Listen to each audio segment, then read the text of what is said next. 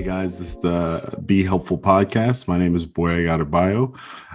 Happy to be with you guys today. Today we have a very special guest, our first guest, the co-founders and owners of RichWine, Kristen Gardner and Lance Lemon. How's it going, guys? Good. How are you? What up, man? How are you? Good. I'm lucky because I went to college with you guys, so I know you guys fairly well. So thank you guys for doing the podcast. Excited to tell your story. Really excited to have you guys on. As we mentioned before, this podcast is really focused on telling the story of entrepreneurs, telling the story of small business owners, and really getting to the meat of what are the challenges? What's it really like? We love the story of when you got 10 million followers and you're this massive success, but very rarely do we hear people that are in the midst of the grind and they're really building fantastic businesses. And we want to tell those stories. So just want to start off first with, your background, what made you guys passionate about wine, and how you guys got started. Kristen, would you like to go? Oh, sure. Yeah. Oh, yeah. Kristen's always first. Yeah. So for me, going to school in Charlottesville definitely helped. Being surrounded by just one of the heart of Virginia wine trail, essentially. So at 21, it was a big thing for friends and I to go off to vineyards, get into wine tasting, figure out what wine is and if we like it or not. That grew. It actually tabled itself for a little while because I went to Utah and I worked there for 2.5 years. And there was not really there isn't a big winery scene there, but what I ended up doing is traveling for it, traveling the Pacific. I went to South Africa for the first time with some of my line sisters in 2014. And that's when I said, okay, I'm officially traveling for wine from here on out. The second I got to Stellenbosch, the second I was in Cape Town, I was like, yeah, this is it. Let's go. And I was just trying to pound the wine trail. And I was overcome because it is a region that has so much quality wine, different varietals, things I've never heard of before. And it really was a place where I think of wine as like a gathering place. Good people, good food, good scenery, great bottle. And that's kind of kept me going. So it piqued my interest to see what the wine scene looks like globally. And also whenever I had the opportunity to come back to Virginia, I'll continue my exploration there because it was a goal of mine to complete the trail. Still working on that, but yeah, that was kind of the start of things. It piqued my interest at school, and then I started traveling and brought it full circle. And Lance and I were neighbors in Brooklyn and came up with this idea. Awesome. Lance, what about you? What made you so excited to join forces with Kristen and start RichWine?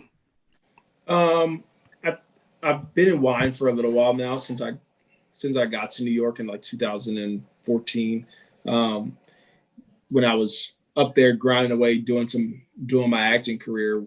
I got hired to be a sales rep for a company called Frederick Wildman and Sons. And I was a wine rep. Literally, I just beat the streets.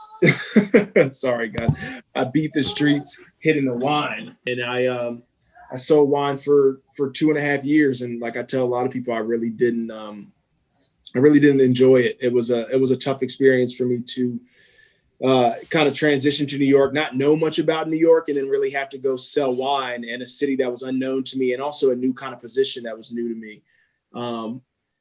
Fast forward a little bit, I left there 2.5 years after that. And I got the chance to manage 2 shops that I actually sold wine to, Liquid Assets and Brooklyn Wine and Wino, both located in Bed-Stuy, Brooklyn.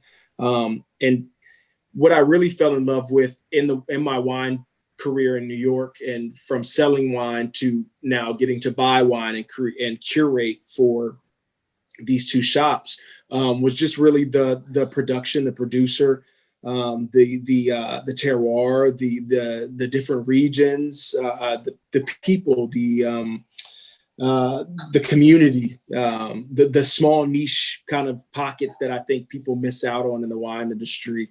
That started to really kind of click home. I really fell in love with the natural, organic, biodynamic, just kind of, off the beaten path wines. And in New York, it was this hip kind of style, like everybody was drinking natty wines, or, they wanted something that they could never see before. And that's kind of where I fell into wine a little bit. That's where I found my happy place in wine. I didn't know too much about it, but that's something that caught my eye. Kristen and I have been lifelong friends. It's the easier way to say that now because we've known each other for so long. And during my time in New York, she would come and, see me at my shops. We've always been friends, but man, we would pop up.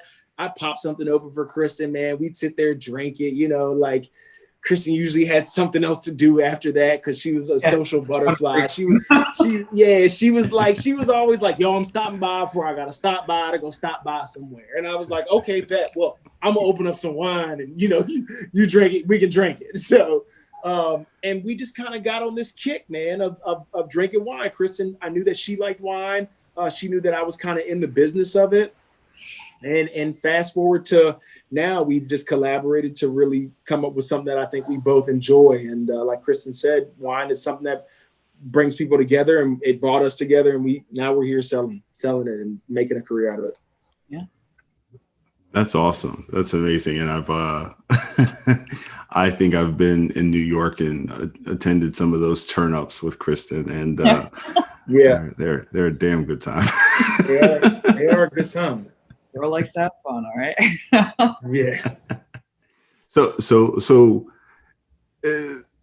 what was the first action? What was the first thing that you guys did that really says, okay, you've talked about it, you brainstormed, you had, late night meetings on it. What was the first thing you did to make it official? Well, you know what I remember? So you and Brittany had moved back to Richmond, mm-hmm. In August or something like that. And then Lance was still coming up to New York because he had acting gigs and acting, auditions. And so he would come crash on the couch, whatever. And I remember sitting in living room, just in Clinton Hill. Lance is on one couch, I'm on the other, and we're just going back and sending ideas into the middle of this room, the middle of this living room, and we're we're doing the name thing where we're this or that, or just maybe something, and then we're Richmond wine, and I'm on the SCC site being is this mistaken? Yeah. That's funny, yo, because I didn't even think about that. You were doing that, man. Yeah, I was 1 second. Logistical queen over here was I gotta check each name just to see where we're landing. But it was funny because we're sending it out there, and I just kind of to me it just felt like I was seeing the idea just kind of come together between us. In the middle of my living room that night, and we had had a full day. I was working full day. I can't remember if we had dinner together, we had dinner separately, what have you. But we came back and it was nighttime around 9, and we were just shooting ideas out there. Yeah. And landed. We were RichWine, and that's it. And so we stuck with it, and we were hype about it. And that was the first thing I was now we had turned into an LLC. Yeah. So that was it, and I was now we have our name, let's turn it into something. Yeah, that was it, yo. Kristen nailed it. I completely forgot about that night, yo. And we probably had slammed. We probably went somewhere, had a bottle or two of wine, yo. Or we were in the wind. I remember that. Yeah, man. It was just one of those. Yeah, it was just one of those moments, that it just kind of.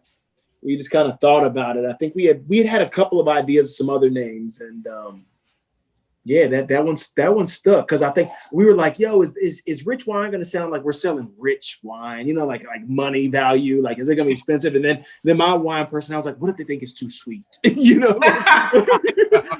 What if they think it's what if they think we're selling a rich sweet, a sweet wine? So man, that's just how it went, man. But it was But after that, man, it stuck. And like I couldn't get it out of since that day, I couldn't get it out of my mind. I was like, we claimed it.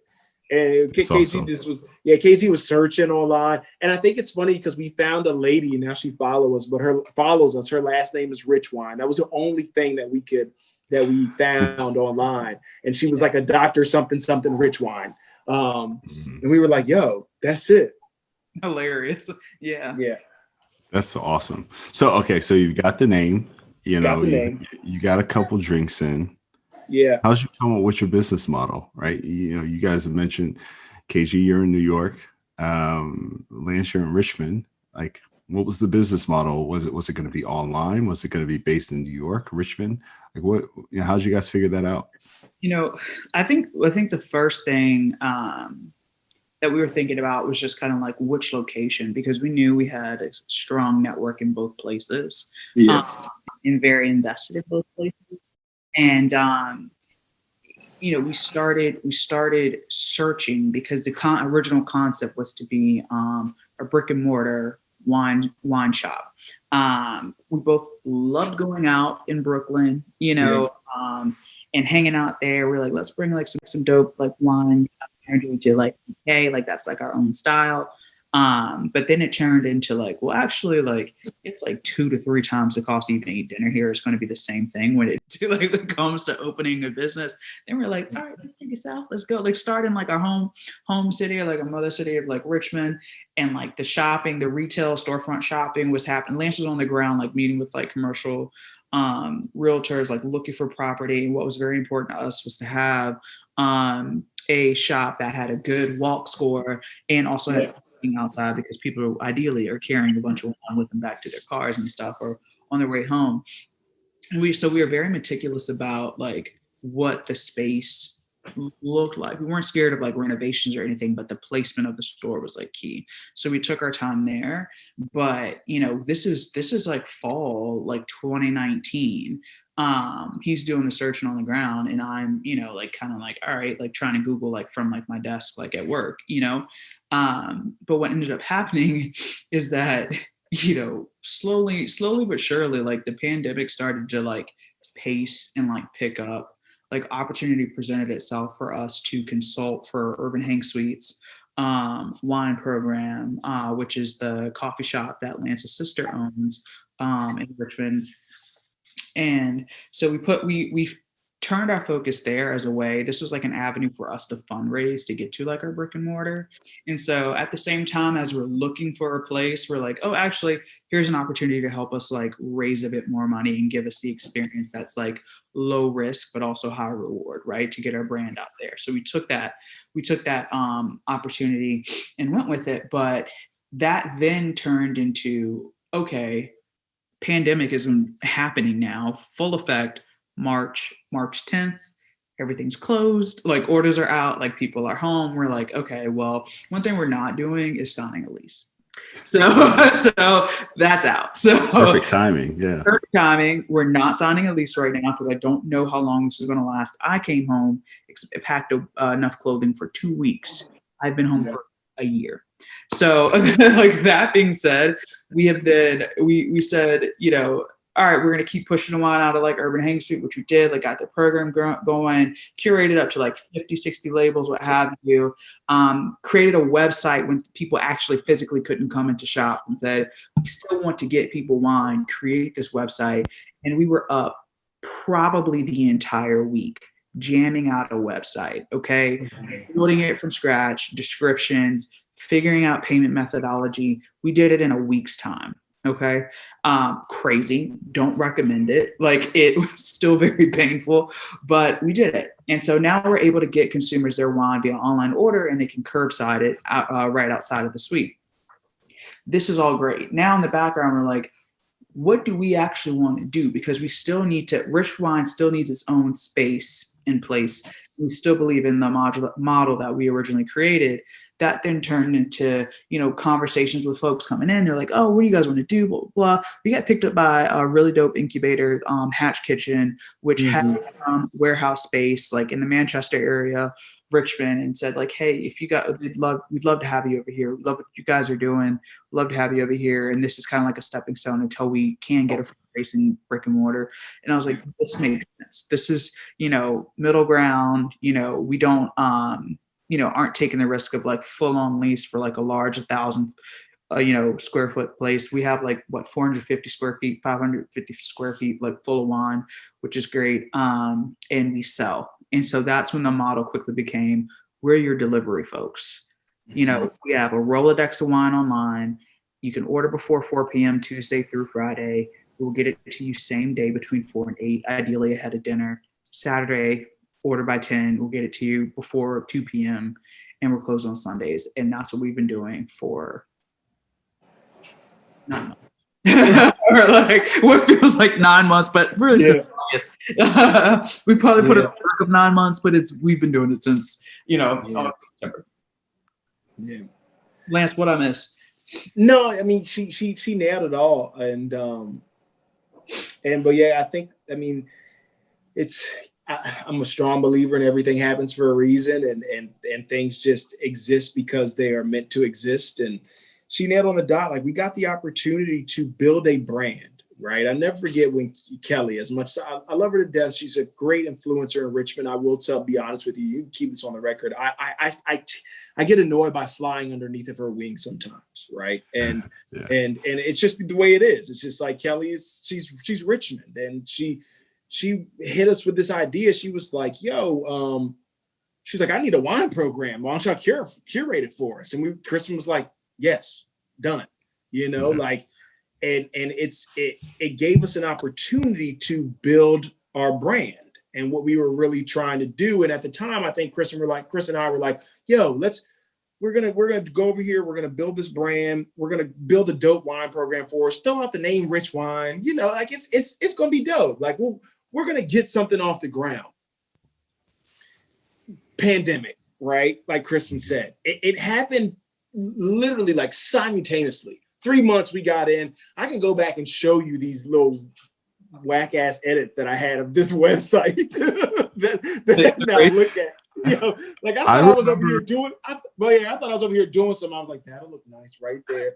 And then and so I'm building this website. I'm like, man, we're gonna this, people are gonna be like, man, the pictures were bad.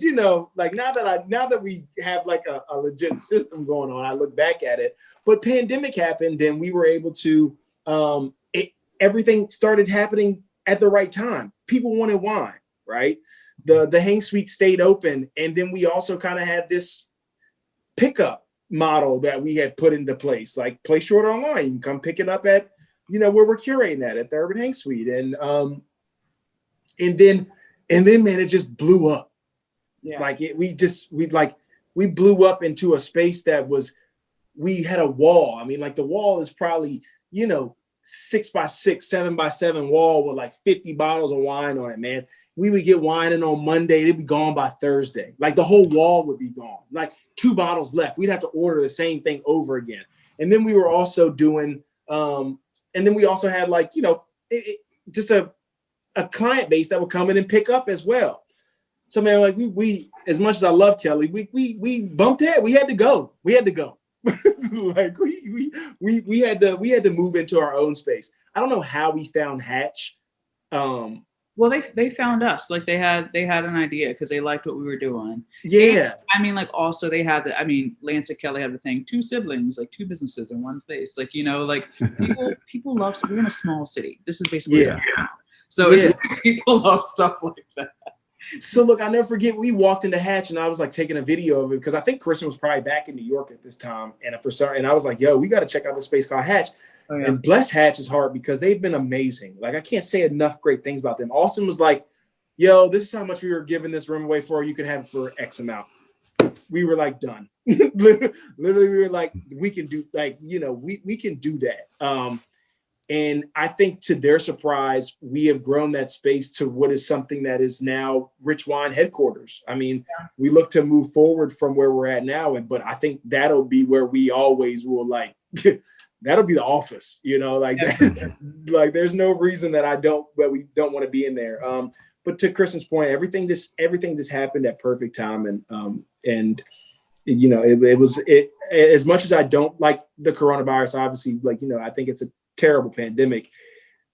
Everybody really took advantage of what they needed to take in that time, whether that was rest, whether that was planning or organizing. We built a business out of it. Mm-hmm. What I love about that is how you guys, like, I remember visiting the shop back in, when was it? Was it February? It was January or February? You guys are home for a wedding, I think. I can't remember. Yeah, it was early. It was very early 2020. I remember, and I was like, okay, yeah, this is dope. This is real dope. And what I love about it is the pandemic hits and you guys pivoted. And I feel like that's very hard for a small business, especially when you have this vision, you've thought through this plan, and some once in a lifetime thing happens. And you're able to pivot and just kind of find new ways to be effective. And what's interesting, I love that you're using tools like WalkScore to figure out what's the perfect location and what's all of that stuff.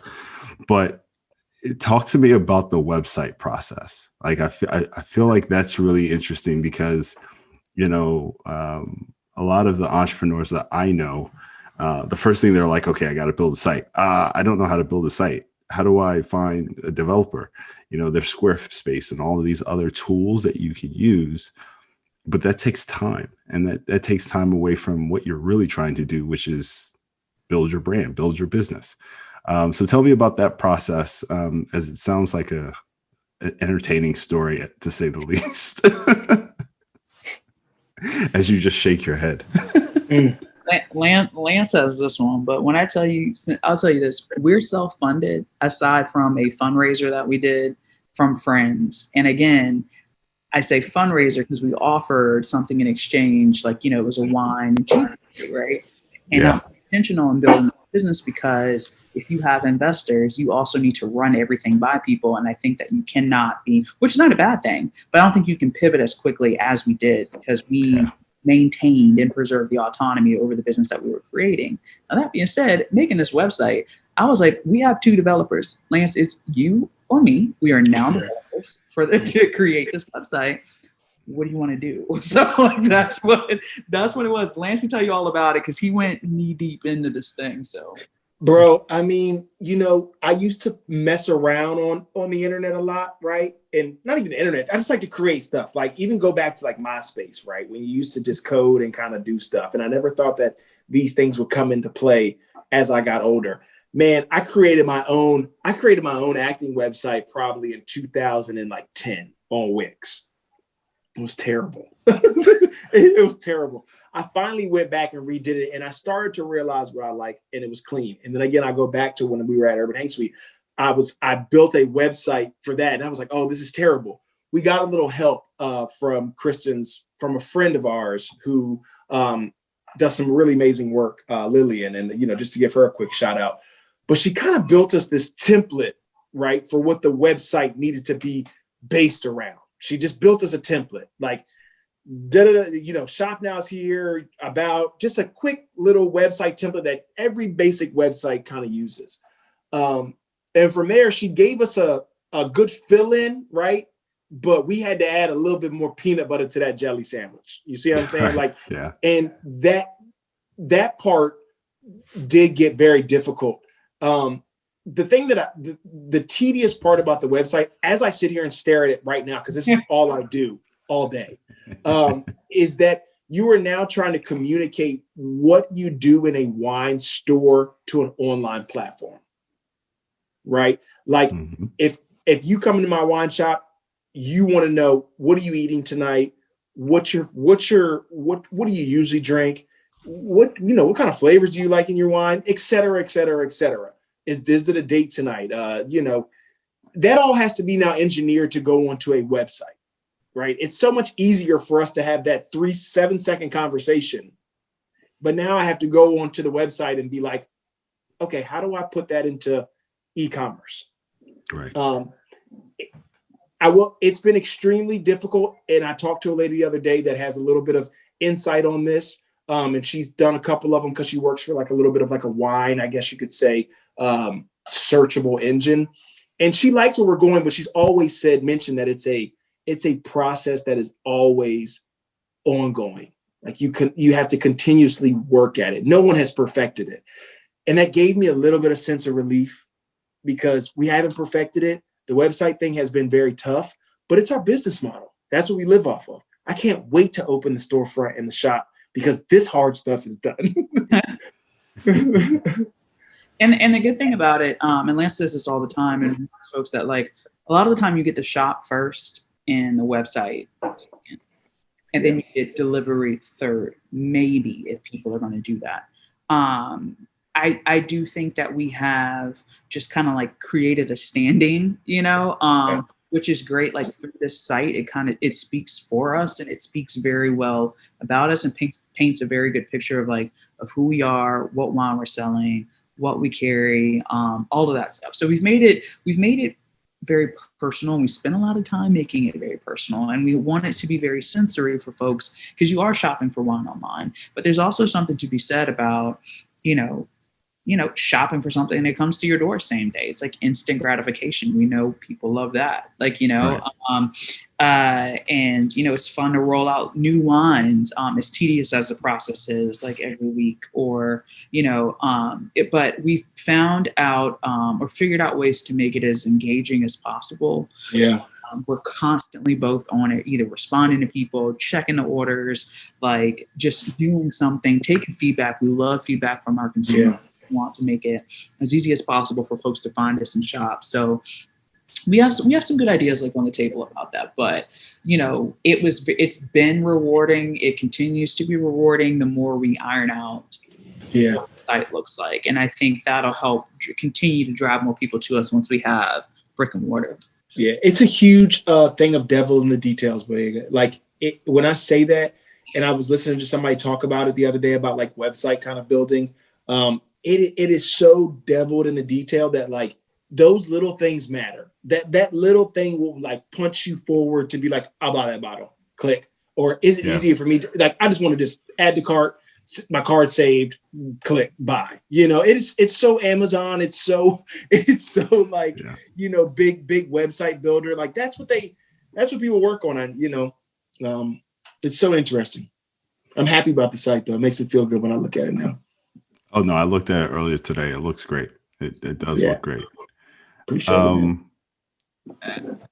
As you guys work through the process of the site and you work through pivoting, where'd you get advice? Who did you talk to? Who, did you guys have mentors? Did you guys have just, people that literally just told you, yeah, you probably shouldn't do that. Or you should do that.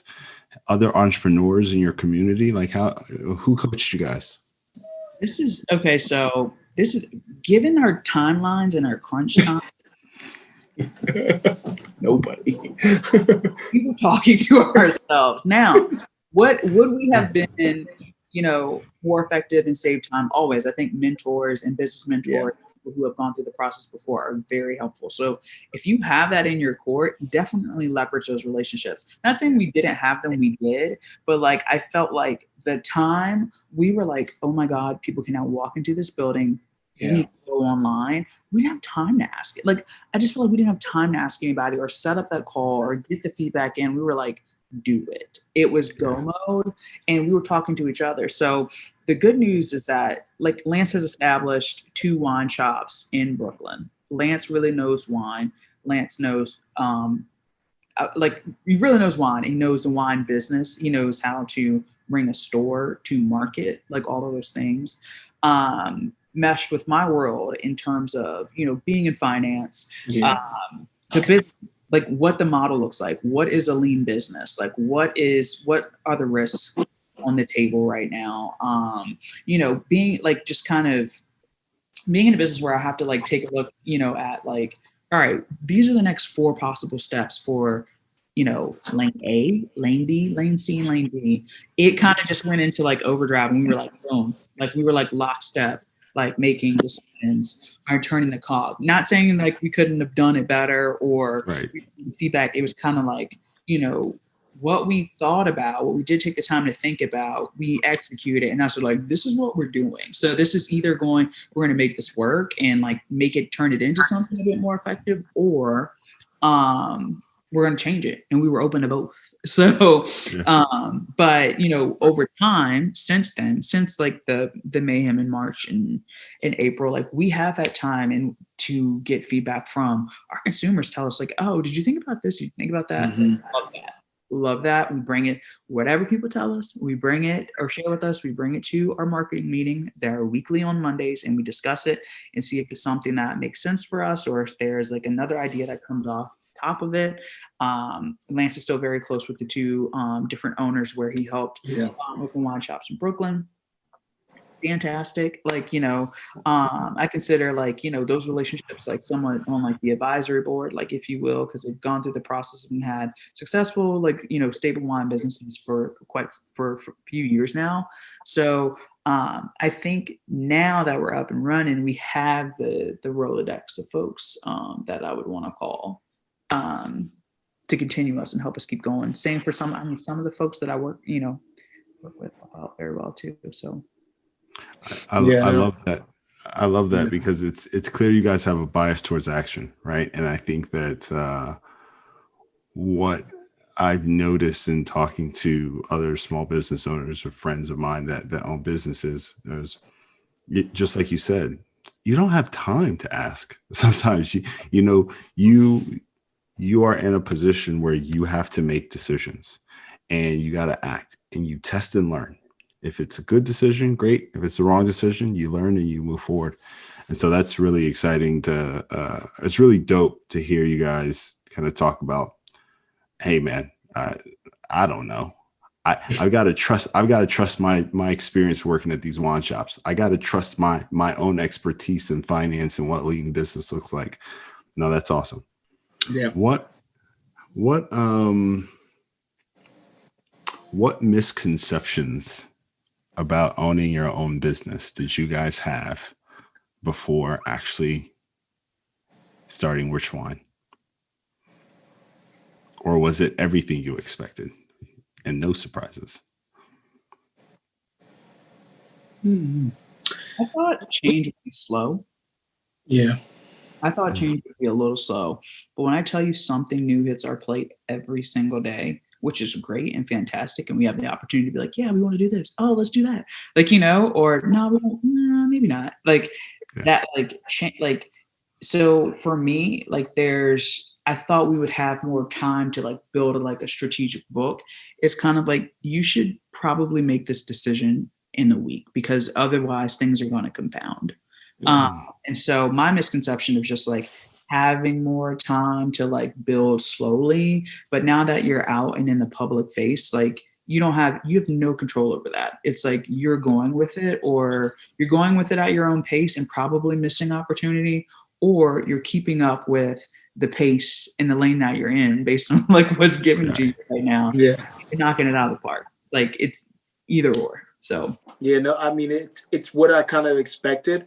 I agree with Kristen. I thought it would be like a little bit, I was like, okay, the people will like what we're doing. They're not going to love what we're doing. We'll have a little time to grow and fancy it up a little bit, but like, no, if they like what you're doing, they love what you're doing, and they're going to rock with you really quickly. And like, you have to adjust. It's not adjust. It's just, you got to grind a little bit harder. You really just got to just put the pedal to the metal and just go. If something doesn't work, it's not that it doesn't work right now, or if you didn't learn from it at that exact moment, it's just, all right, I got it. I cross my fingers a lot for things where I'm like, okay, it's there. Like I know I got to listen to that and think on that. And I tell Kristen and Peyton all the time, I'm like, let's sleep on that. Okay. We got to sleep on that tonight, because tomorrow it's going to hit us again, and it's going to hit you the next day. and the next day until you don't take care of it. So it's a constant grind. I just think I agree with Kristen. I thought we would get like a little bit more time to make these pinpoint decisions, but you don't. And I think that's what makes it fun and exciting. That's what keeps you up. Well, speaking of decisions, as a partnership, how do you guys go about working through decisions, right? Are there scenarios where something comes to your desk and you guys are like, Lance, you're like, oh, I want to do that. And KG, you're like, nah, I don't want to do that. How do you guys work through, those disagreements? I'll let Kristen go first. Yeah, that's a question. Probably every day. It's kind of but it's good though, because sometimes it's funny because sometimes I look at Lance and accidentally call him wine, and he'll look at me and accidentally call me money. And it's because 100%, like Lance will let me rock out with the budget, with the fine. Does it make sense for the bottom line? Does it make sense for what we're doing? Because a lot of the time, like especially like maintaining 2 jobs, I don't have the time to kind of transmit as much detail as if I want. It's either works or it doesn't, and because I'm thinking about, no, we got this much due in taxes locally, federally, boom, boom, boom, boom. What you're asking me right now, financial doesn't work. It just doesn't work. And then we can talk about it later, or whoever, not necessarily what he's asking, but you know what I mean? Like like the ask is like on the table, like doesn't work, or anything comes up with like wine, how much we need to order, who we need to get wine from, what the labels are in rotation. Cool. He has all of that. Like all of that stuff. And we align because it's kind of like, we have our quick like touch points, but it's kind of like on certain like partnership opportunities, certain, other things that like external events that could help us kind of like grow in a way, or like new ideas. It's kind of like, we're very much like, all right, can we do this now? Okay, yes. But if we can't do this now, this is a next year thing, or this is a, fall thing. We're quick to like place it and work together. So I think it works out well now, because we have like our aligned like verticals, like if you will. So if he says bringing these bottles in, there's so much we need. Okay, well that's what we need. Or like, well, this is where we are with like our spending. This is what we need to do. Okay, cool. That's what we're doing. Like it's kind of like, I feel like we don't step on toes with kind of like what our roles are as like the two owners, and also with like our marketing person. Marketing. I do not. Yeah. So it's kind of like, I just send ideas, and when you want them to drop and when you want them to land, like this is great. Or I might say like, oh, actually this might make sense like this week. Go for it. But it's kind of like, when you let people play to their strengths, I think working in a group environment or working one-to-one becomes a lot easier, because and we're constantly on the go. You don't have time to dispel everything or talk about everything. And like, he's known me long enough where like, he doesn't take me personally. Yeah. I'm not made for it. I'm not meant to go into business with everybody. I'm like this person. House on herself. You know what I mean? I can say that. I know that about myself, but like, it's one of those things where like, you can call blah, blah, blah, 5 minutes. No, that's not gonna work. All right, I'm talking to you. I gotta talk to you later. You know what I mean? But like, it's very, I don't know. I think it's good. And like partnership stuff we tackle, interview stuff like we tackle, or it's like constantly like, do you got this or you got that? Cool, done, bye. Not worried about it. Yeah. Staying in your lane, but is like huge, man. It's huge.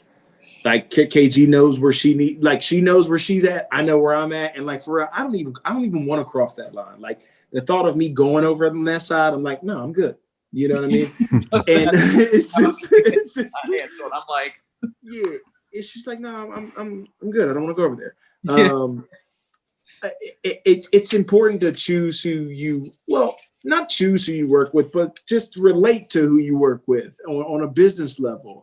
It's fun to be like, you know what, let's start a business. And I just met you yesterday, not saying that like this is a destiny thing, but we talked, Kristen, we not saying that we don't have our hiccups. Everybody has their hiccups, but at the end of the day, we both know that when it comes to their field of expertise, I'm going to listen to you on what you have to say. And there's also, we do a great job of compromising and just saying, you know what, like, this is what I believe in. This is what I think we should be doing, X, Y, and Z. And, you know, and if it doesn't work, or if it's not believed in, like, we discuss it. We have an open communication. It's important. Right. You have to communicate. And it's okay to disagree. Like, it's okay to do that. It's just like, but at the end of the day, what's better for RichWine, right? What's the best for the business? And that's where I think we excel at. And, you know, Kristen brought up Peyton, our marketing person. Like, we don't do marketing. You know, Peyton does that. We keep her in her lane. She steps out of it sometimes, and some of those times it's great.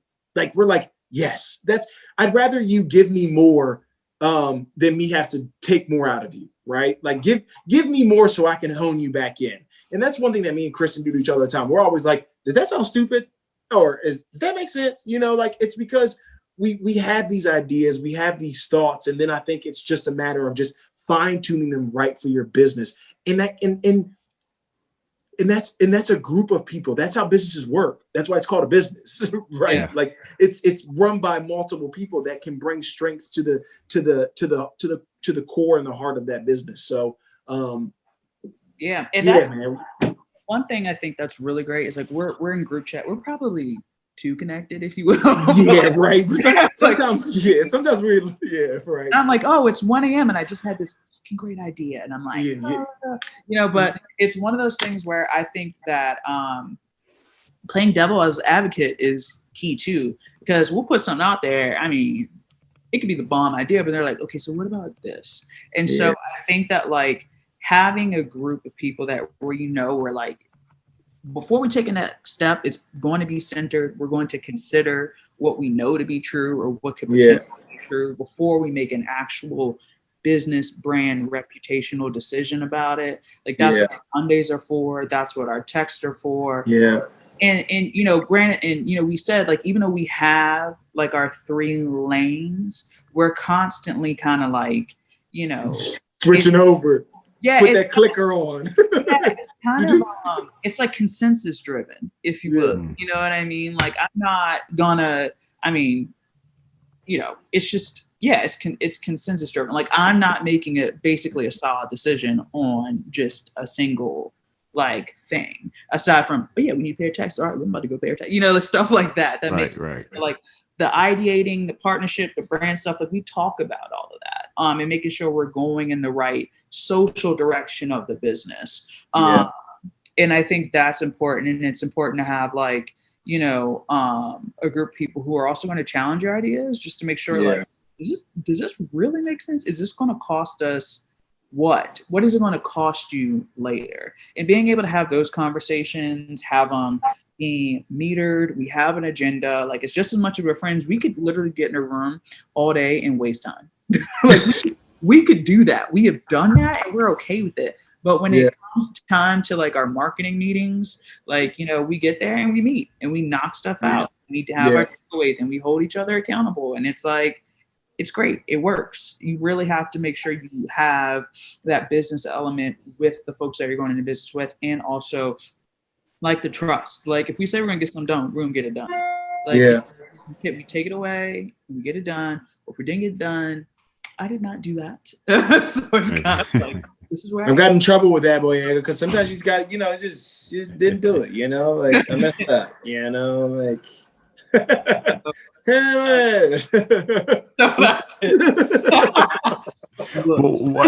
What I love about that is, you know, I've heard a couple things there, right? You have dedicated time, right? You know, you're in constant communication, but you have dedicated time to make sure, you know, you're on the same page and you get that consensus. And also, in that dedicated time, it's the opportunity to hold people accountable. So that sounds very healthy. Huge shout out to Peyton, man, because, man, I'd be up at like 4:30 sometimes sending out texts, bro. Like, and I know she's sometimes like, but she's up. So I'm not mad at her, but like it's definitely that communication that we three have in like our friend group that's also a business group. And like you just said, it was a great point. Like we nail it down on like when those meetings come on Monday, it's so funny how it all flows into like, yo, remember on Tuesday we were talking about, you were texting me, and it just all falls into place. Yeah. So one thing you guys mentioned is you're doing this part-time. You're doing this, in addition to a full-time job. Tell me what that's like and what that experience of trying to, pursue your passion while still, working your full-time job. And how do you find that balance? How do you do that with a 7-month-old child at home as well? I'll actually let Kristen go first, because I think, she got a job. That's what we call it. So it is to be real, like the days pass extremely fast. Sometimes I don't know my head from my ass, depending on where I'm supposed to be, what meeting I'm supposed to be in. But you know what? I do by, day job stuff during the day job hours. I'll do like 8 to 4 if I need to round out that last hour. Later in the evening, just to see what I missed. Like I also can do it like on my phone too, then I'll do that, and then in the evenings I'll cut over and meet them, 4 to 7 or whatever our delivery window is, like our meeting window is, and, do the wine work. And when I get home, I'll finish up whatever I missed in that last hour or two of like work. So for me, it's kind of like I'm constantly working, but my reprieve is at like the RichWine stuff that I'm doing. Like that energy doesn't feel like work. It's kind of like, man, this is awesome. I'm growing something. I feel it. It is directly beneficial to our group. To me as an individual, it's a very welcome challenge. So like I know that I need to, and it also gives me good energy to go to my day job, because I'm like, cool, I have something fun. I have like some fun stuff to do, like later. So it's good, but sometimes I have to be very honest. Like there are definitely points where I was thin, very, very thin, and I threw a lot more, or had to throw a lot more onto Lance's plate, onto Peyton's plate when she was in here, that I didn't want to do, but I had to, because like this, I had to do what, like pays me, so it's kind of, and sometimes you get very like, just drained, worn out. And there were times where like that'll impact your mood. That'll impact a lot of different things. It's just, I would just say like doing both definitely makes it is doable. But I have no other responsibilities right now. And I can't imagine if I did, I could not do it. Like, cause I have to remind myself to eat sometimes. Like, I know, like, luckily I work out with Lance's wife. And so I know I got to be over there at like 8. But if you left it to me to be like, Kristen, get to work, I wasn't doing it. I absolutely wasn't doing it. So you have to, I don't know. You have to figure out what is important to you when you have a limited amount of hours and almost next to no free time, except on a Saturday, when sometimes I find my way to work on a Saturday too. But I just think that like I can see how people take that leap of faith and say, I'm going to do one thing. At first, I was like, no, I'm absolutely not doing it. But now I can see why, because it is quality of life that is also important. However, I just haven't gotten that yet. I'm still in my mind. I was like, oh, I can do both. This will continue to work for me. So like, so we'll see. But it's definitely not easy, and something to be considered and something to think about. Yeah. Kristen and I, at the very beginning, before we started, we were like, the one thing that we want to do is keep our passions and make sure that RichWine is something that we love, but it doesn't consume our life. Right. We said that from the very beginning. Like Kristen has her job that she likes and enjoys, and it pays the bills. I have my acting career, which is a passion. I work in lump sums, I guess you could say. Book here, make a little bit of money. Book there, make a little bit of money. And this is something that we always said that we were going to continue to do, no matter what. Like I've said that actually to every job that I've applied for in my life. It's like, just want to let you know, when I book a gig, I'm out. Like, I quit. Bye. And so that is the reason that me and Kristen kind of got into business, is because we wanted to be able to own something and say, this is what we have, right? This is what we're trying to build. And hopefully it'll consume our life one day, where we can sit back a little bit and reflect and look at the business and say, we own that. And like Chris said, it's tough. It is extremely tough, but it's a grind mentality that I think everyone has in them. I just think that they really have to find the passion on what they want to do in life. If you're not doing what you love to do, we love doing RichWine. It's not work. It's fun. Like we sell wine for a living. Like we drink booze for a living. Like it's fun. We enjoy it. We get to eat good. We drink good. We get to be around people. We get to explore. We get to go to different countries. And so at the end of the day, it's also our job. So it doesn't feel too overwhelming at the end of the day, because it's what we love to do. And then we also have other passions that we enjoy taking on as well. Is it a lot with a 7-month-old baby? Yes, it's a new business, but I think what we do is we look at the end goal, man. I think you got to look at the end goal. Like, what do you only live once, screw it, keep going. Like, just do it, like that was a RichWine came out of it. We just did it, man. We wanted to do it. And here we are. How do you guys, to that point, how do you guys define success? Like what is success to you guys? And also, do you guys feel like you figured it out? Success is evolving to me. I think for me, success is delivering. We have an organization set up. We have a mission out there. People know how we operate. Like, if they're using our service, I want to deliver. Like, if I get you your wine, get you the wine correctly, like that is success to me, because all of those things are building our reputation. They're going to help with word of mouth, are going to help get, like Google review, like all of these things are going to come off the back of us, like doing our 3 to 4 steps that we need to do for each order well, and operating with like that level of integrity and that level of just like, all right, this is what we gotta do per order. This is the attention we need to put on it. Cool. Like, it's important for us to like, all right, this person has to have their wine today. You could order at 3:59.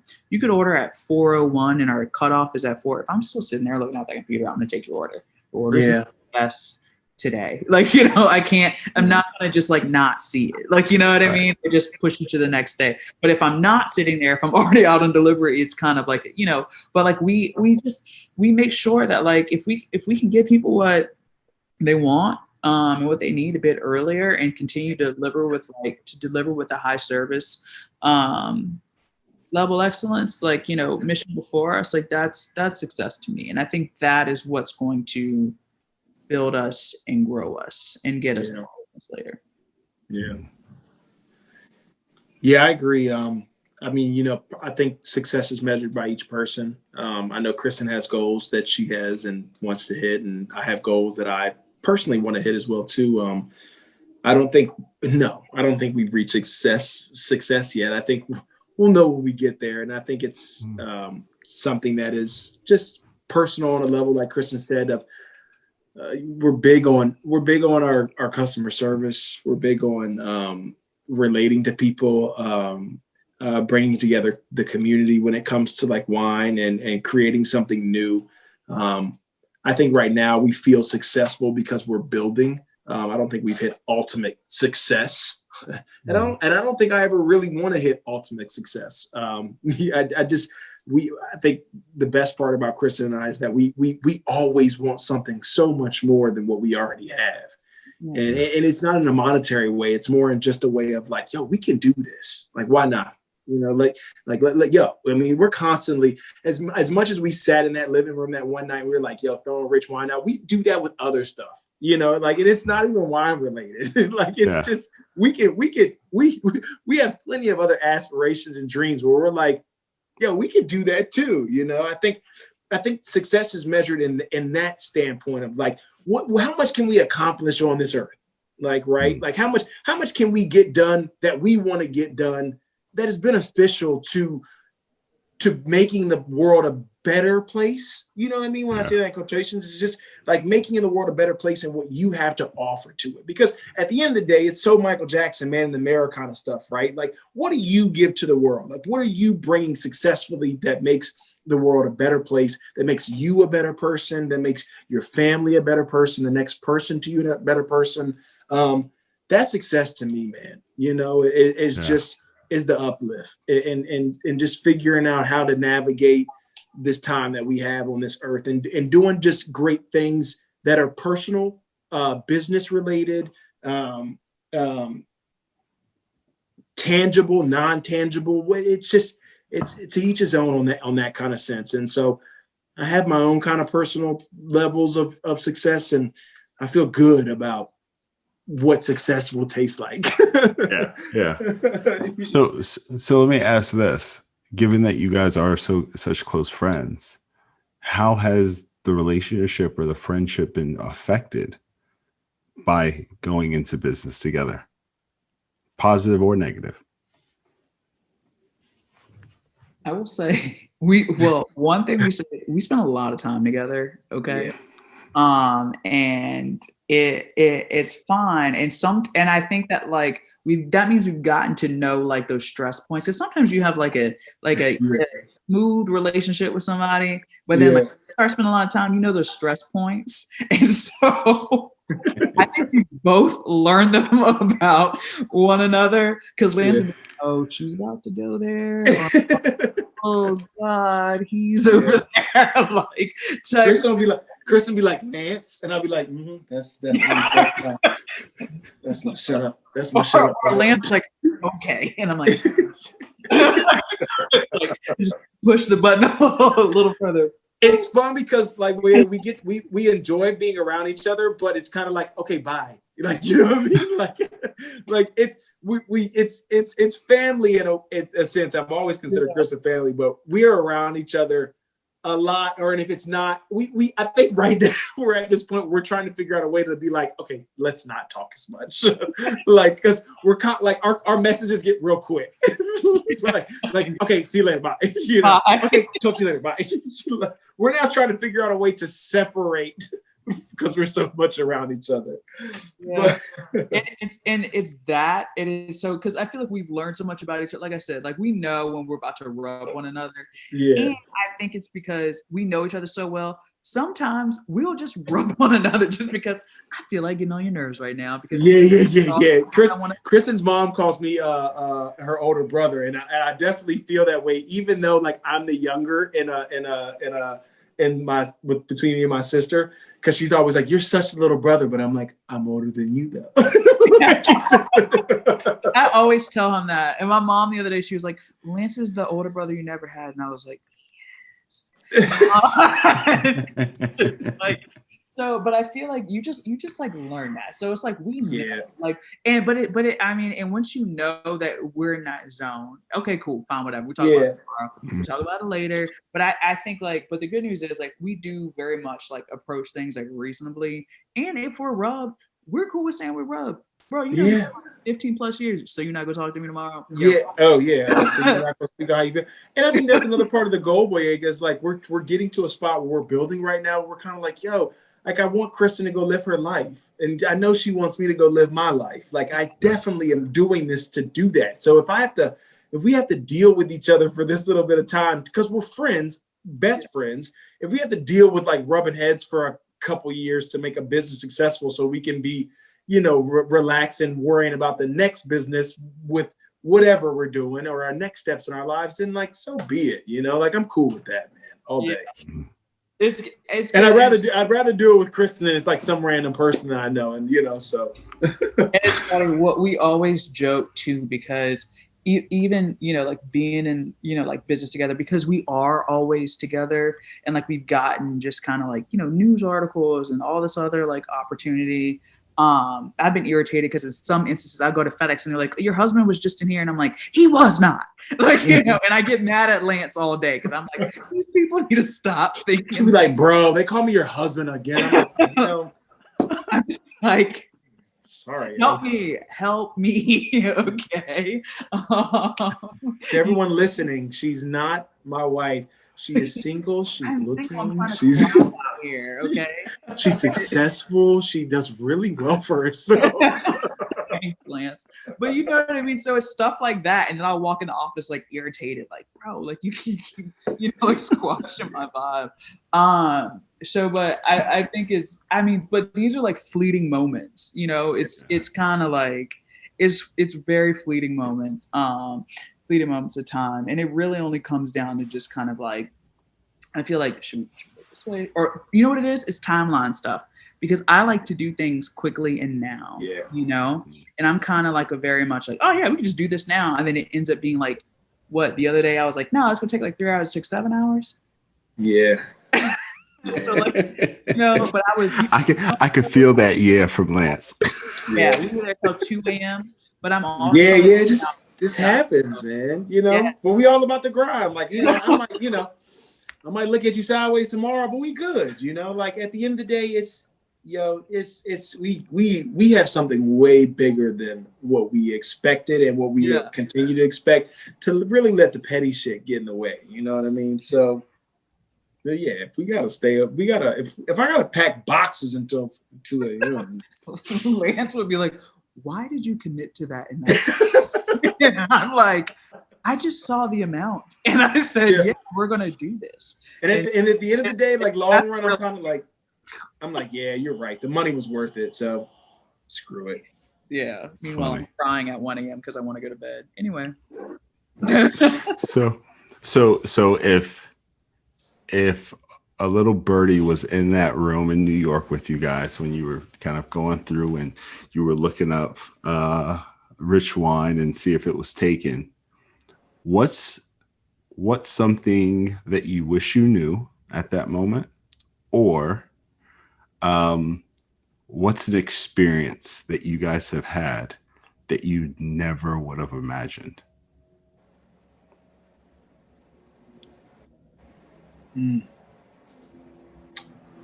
I wish I would have known that the coronavirus was going to come, that we would go into like a pandemic, you know? But then again, I also look back at that and think of it as a blessing, because I think we've got the hard part of our business out the way. I truly, honestly believe that the next step in our business plan will be fun and what we originally planned to do. And like Kristen said, this kind of comes second step after that. And then what was the second part of the question, Brian? I'm sorry. What's an experience that you guys have had that you would have never imagined having? Ooh. Well, with everything going on right now, we haven't had too much like time to really go do too much. Experience that I think would have never happened. I got my level 2 personal. I got my level 2 in WSET. I'm studying to advance my career in wine for purposes of just wanting to do it. Like I don't like to study. I don't like to take tests, but I was like, you know what? If I'm going to be in the wine business, I might as well learn a little bit about it, you know? So I got a scholarship to take my level 3 WSET. And then after you take WSET 3, you get your level 4, which is diploma. And then that qualifies you to apply for your Master of Wine. It's a series. It's not sommelier certified, but it's so you got sommelier, you got, you know, that's more like hospitality and wine. Like you deal more with like the restaurant industry. The WSET is more of the business and wine, like just strictly wine and business. I never thought I would have got that opportunity to do that. I applied for a scholarship with Capital One, and I won, and that was a blessing. I took level 2 just because I thought it would be fun to take. I passed with merit. I didn't think I would go there. And now I'm there. And now I'm looking to just kind of continue doing that. So that's my personal. So nice. Yeah, I would say for me, like I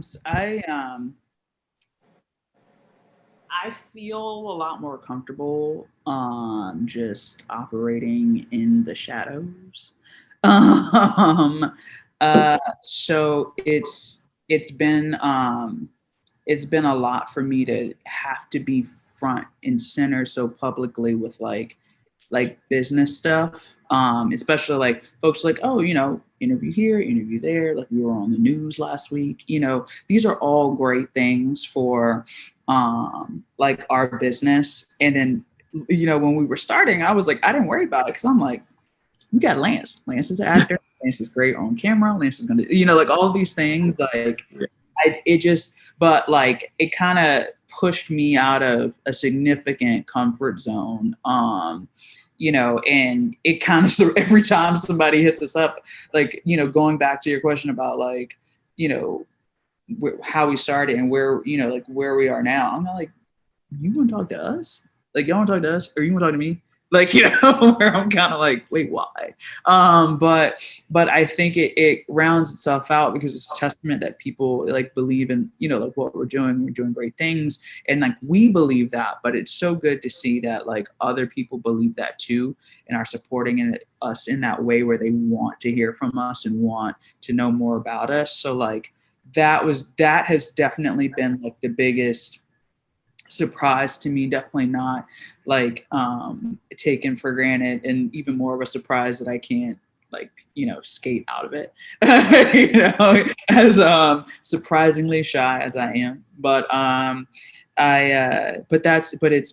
it's just been like all for good, and I didn't recognize how stretched from this entire experience, outside of just like my regular comfort zone that I would be. But it's been a great thing, and like with that, we've met so many cool people who are in wine, who are doing cool things, that like new friendships. Like we go like hang out with people, like hang out with our reps, like like we go like talk wine and like do business in very fun and cool places.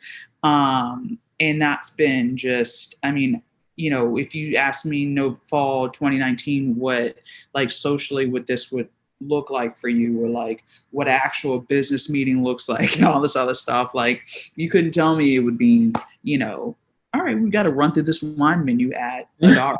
Fine.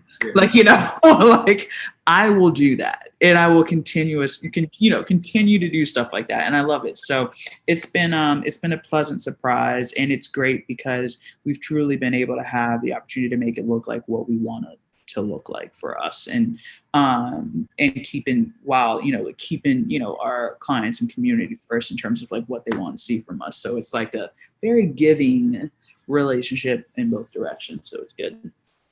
Awesome. I love it. What question do you guys have for our listeners? What is the most important thing for you to feel when you were walking into a wine shop? That's a good one. That's a very good question. If you were to shop for wine online, what would be the easiest thing to make you purchase wine for that website? Organization classification? Yeah. Something like that. You can phrase that again however you want, but like, what's the easiest if you were purchasing wine online, what makes it the easiest for you? That's the question. All right, y'all. Well, I appreciate it. Again, I appreciate the time. Thank you so much, man. Thanks for allowing us to just sit here and be comfortable and talk about shit, man. It was dope. This was dope, man. Really appreciate you guys. All right. Have a good night. Hey, peace, bro. Be easy, y'all.